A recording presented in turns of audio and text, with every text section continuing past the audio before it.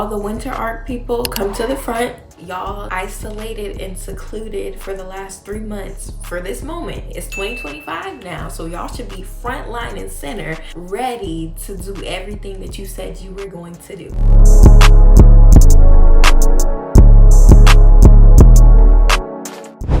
Hello, let me just introduce 2025 me. Hello, we are in the new year. It is 2025. I feel there's no better way to start 2025 than by talking about goals, but not just talking about it, actually implementing them. We're doing less talking this year. We are not gonna sit and have as many heart-to-hearts as we did last year. This year, at least for me, is all about putting the action into place. I'm going to share with you a couple of the ways that I'm doing that this year so that we can get away from hoping, wishing, desiring mindset and put some feet to the ground towards those goals. I'm ready for this year. I'm coming in hot. So if you are too, make sure to like, comment, subscribe, and let's talk about some systems that we can implement that are going to help us achieve whatever it is that we're striving for.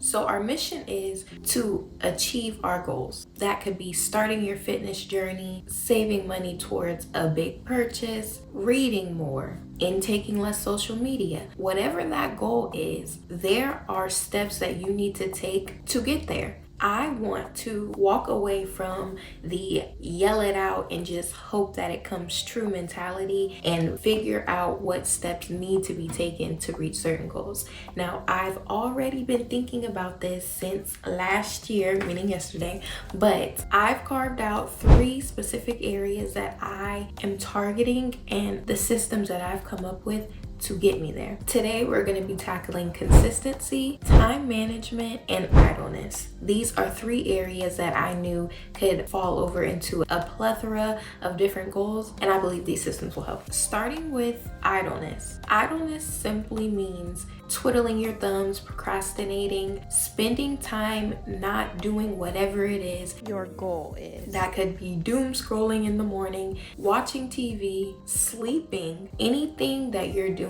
in place of productivity, i.e. getting to that goal. It's not enough to simply say stop doom scrolling, stop napping. It's not enough to stop, but you have to replace the habit. Replacing the habit gives you something else to do that is healthier than what you may have been doing before. The goal is to not be idle. In those time slots where you would be doing meaningless tasks, replace it with something meaningful. That's reading, picking up a hobby, going on a walk. Mind you, this is only useful if you're actually going to do it. You don't believe that I will? Watch this.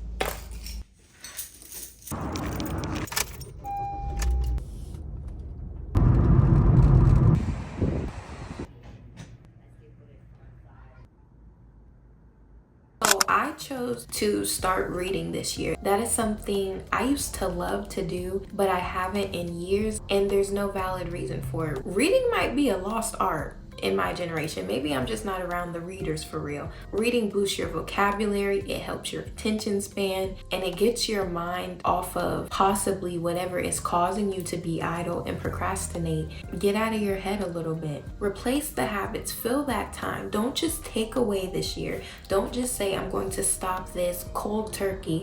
Replace that habit with something. I want to get into crocheting or knitting one day, so that's something I'm also looking into. Explore productive things that you can do when you feel like being lazy or idle or laying around or doom scrolling. I don't believe there's anything wrong with downtime, but downtime has been equated to mindless consumption, which when done to the degree that we're doing it is going to have devastating effects on our brains. So don't just take away things. Don't just try to commit to being perfect all the time and saying that you're going to be actively doing something all the time. Allow that downtime, but replace the negative habits that you have with something healthier. The second system is going to deal with time management. This is something I became aware of when I started to see how much time I was spending on my phone in relation to how long it takes to do tasks that are necessary in my life.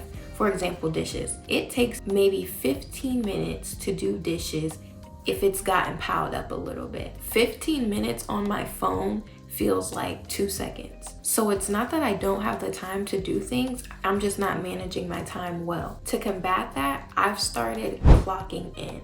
Now, I mainly do this for YouTube, but this can be done for anything. And it's as simple as it sounds. I go into my notes and I will clock in for different areas of my life. If you spend 8 hours a day at work, that is 8 hours of your time you are giving away to someone else, saying, I'm working on your time, I'm doing things only devoted to you. You have my full everything for 8 hours out of my day. That's a lot of time. When I get home, I want to clock in for myself as well. I don't want to just lay in bed. I don't want to just be on social media. I don't want to just sleep. I want to show up for myself as well. So what I like to do is, if I know I have household tasks that I need to do for the day, I will go in my notes, write down the time, clock in, and I will do whatever household tasks I need to do, and I will write a clock out time. That way I can see, in relation to work, I was at work for 8 hours. I just clocked in for myself for household tasks for 1 hour. Do I want to clock in and give myself more? Do I want to clock in for YouTube and maybe edit for 2 hours? Do I want to clock in with self-care, take a shower, and do my skin routine? Clocking in puts it in perspective for me where I'm spending my time, how I'm spending my time, and how I'm showing up for myself. It also lets you see how quick it is to do certain tasks that I tend to push off. When I break it down that way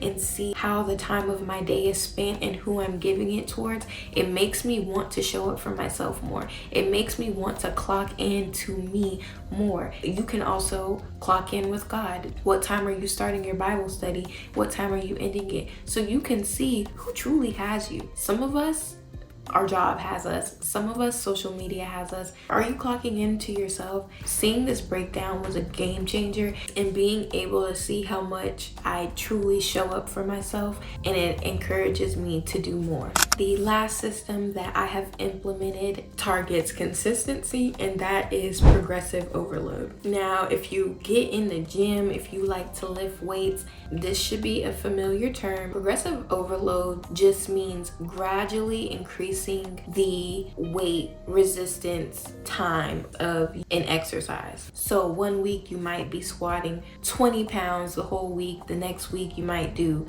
20 pounds and then 25 for one day of that week, and then you're just gradually increasing that resistance. Same thing for achieving your goals. If you want to wake up earlier, if you want to eat healthier, smell better, work on your fashion sense, gradually implement changes to get yourself there. With waking up early, don't just go from 10 a.m. to 5 a.m. Take it back 30 minutes each week. Try 10 a.m. this week. Next week, try 9:30. Try 9:30 until you're consistently showing up at that time. Then keep pushing it forward.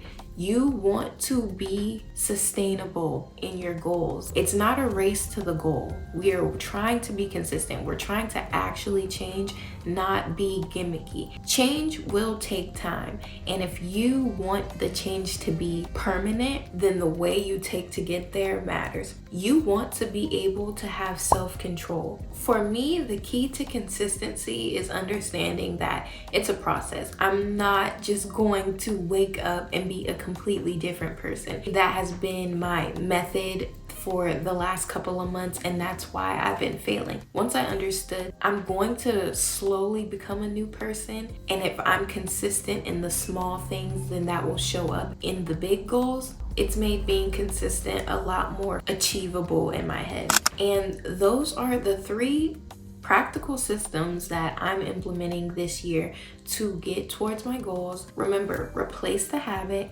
clock in, and progressive overload. We want to be practical this year. I'm not trying to motivate you or get you in the new year, new you spirit, but we want to be able to have long-lasting results that will change us from the inside out. not just give us the appearance of change. If you found any of these helpful, let me know in the comments. If you have any other practical systems that you are doing this year, I would love to hear about them. Thank y'all for tuning in. Once again, welcome to 2025, and I will see y'all in the next upload.